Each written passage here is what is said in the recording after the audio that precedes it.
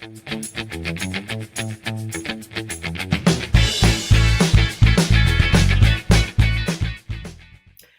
everyone.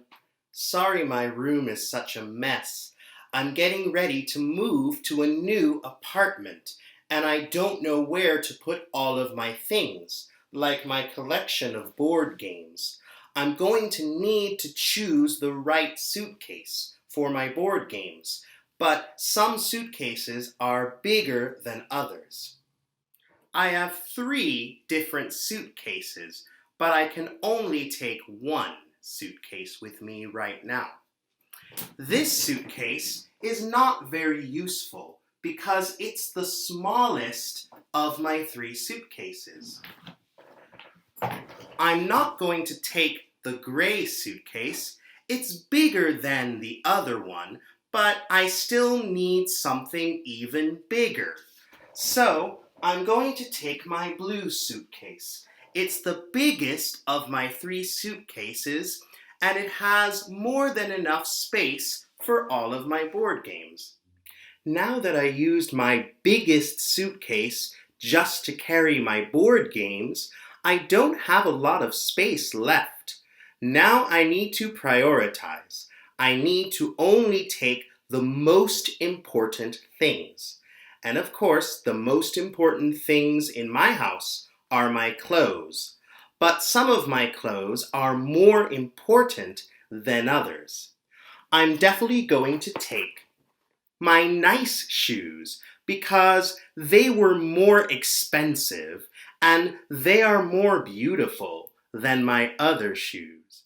I'm definitely not going to take these sneakers. They're older and uglier than my nice shoes.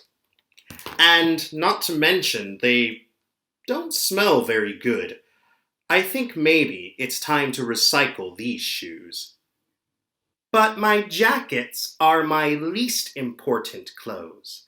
I don't really need them because I'm going to live in a place where it is not very cold in the wintertime.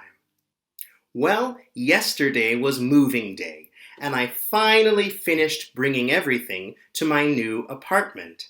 Today, I can just rest, relax, and spend the afternoon watching Netflix on my sofa. I do thank you for listening to me ramble and rant about all the things I had to move. There was a purpose, though.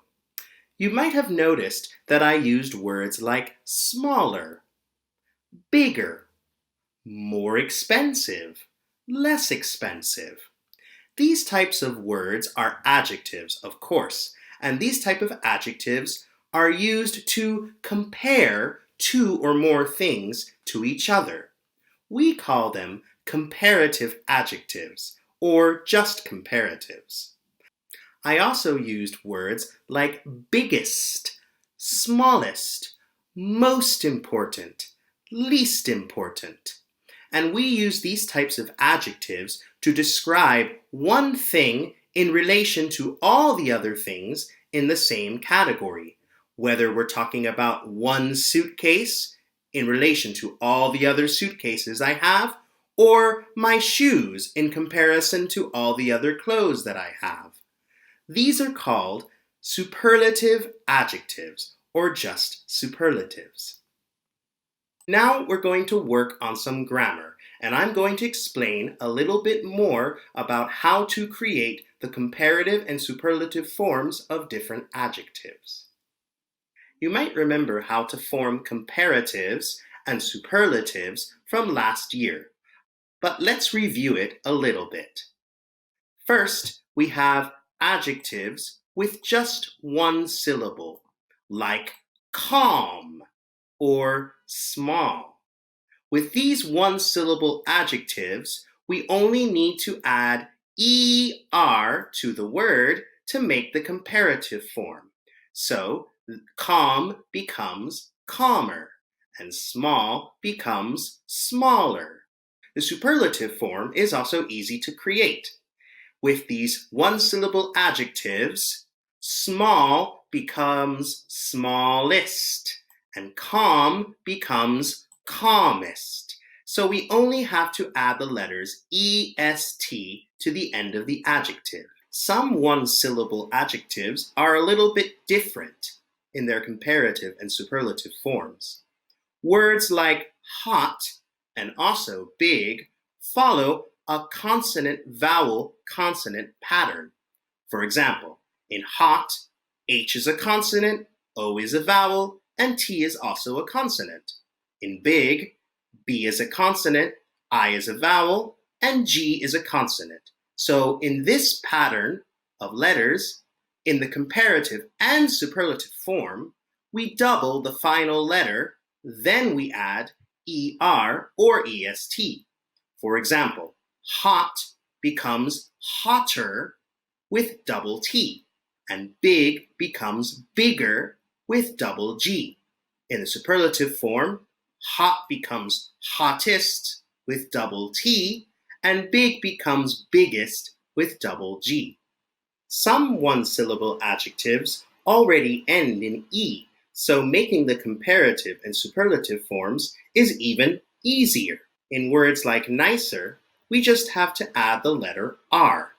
And in words like nicest, we just have to add ST. The rules for two-syllable adjectives ending in the letter Y, like lively and happy, are a little bit different.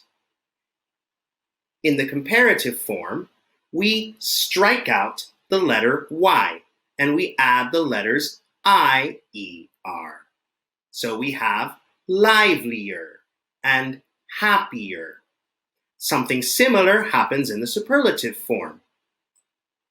We strike out the letter Y and we add the letters IEST.